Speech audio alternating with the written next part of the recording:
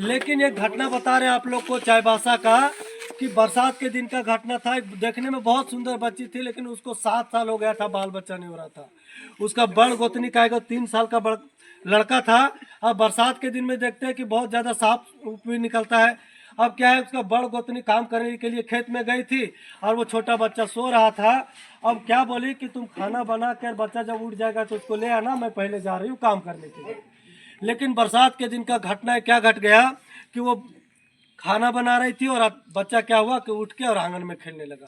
अचानक से उधर जो लकड़ी बहुत लोग देखते हैं कि आंगन में जमा करके रखते हैं, उधर से निकला और बच्चा को काट लिया। अब बच्चा क्या हुआ कि समझ नहीं पाए, बच्चा रोने लगा। अब वो औरतिया निकल के देखी कि क्या हुआ, वो समझ नहीं पाई। उसके बाद धीरे धीरे जैसे जैसे समय बीत रहा है, वैसे क्या हुआ, बच्चा के मुंह से लार निकलने लगा, बच्चा बेहोश होने लगा। अब वो औरतिया घबराने लगी कि मेरा बच्चा को क्या हो गया, क्या हो गया। अब जब रोने लगी तो घर के अगल बगल के लोग आए, देखे क्या हुआ। तो कोई दादा लोग आके बताए और देखे कि मुंह से उसका लार निकल रहा है, बच्चा बेहोश हो गया। तो वो समझ गया कि उसको सांप काट लिया। बोला इसको सांप काट लिया है। अब बहुत लोग गांव घर में क्या करते हैं, झाड़ फूक भी करने लगते हैं, करते कि नहीं। और हॉस्पिटल वहां से दूर था। बहुत समझदार लोग बोले कि झाड़ फूक के चक्कर में मत रहो, तुरंत हॉस्पिटल लेके जाओ। अब हॉस्पिटल ले जाते जाते क्या हुआ कि हॉस्पिटल दूर था और बच्चा रास्ते में मर गया। जब डॉक्टर के पास पहुंचा तो डॉक्टर चेक किया, बोल दिया कि आप समय पर नहीं लाए, बच्चा मर गया, जहर पूरा फैल गया है। अब जब उसके माँ बाप को पता चला, वो छोटे बच्चे को, उसका सास ससुर को, गोतनी को, तो सब लोग गुस्सा के ऊपर क्या किए, उसी बच्चिया के ऊपर इल्जाम लगा दिए जिसको बाल बच्चा नहीं हो रहा था, कि इसको बाल बच्चा नहीं हो रहा था तो यही डायन बन के, भूताइन बन के और मेरा बेटवा को खा गई।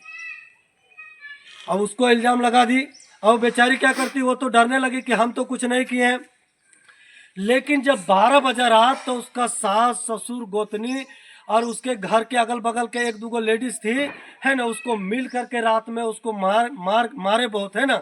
जब बेहोश हो गई तो उसका सास ससुर क्या किया, उसका हाथ को बांध के, पैर को बांध के, मुंह में कपड़ा डाल के बीच जंगल में ले जाके और उसको मार के बच्चिया को फेंक दिया।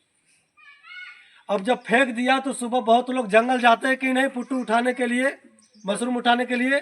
अब कोई आयो लोग जब देखे, कुत्ता लोग भी भूख रहा था वहाँ पे बहुत, तो पूरा गांव में ये खबर फैल गया। कुछ लोग पुलिस को भी फोन कर दिए, प्रशासन आया, लाश को बरामद किया। उसके बाद जितना लोग मारने में सम्मिलित थे सब लोग को क्या किया, जेल में बंद कर दिया। अभी भी वो लोग जेल में बंद है।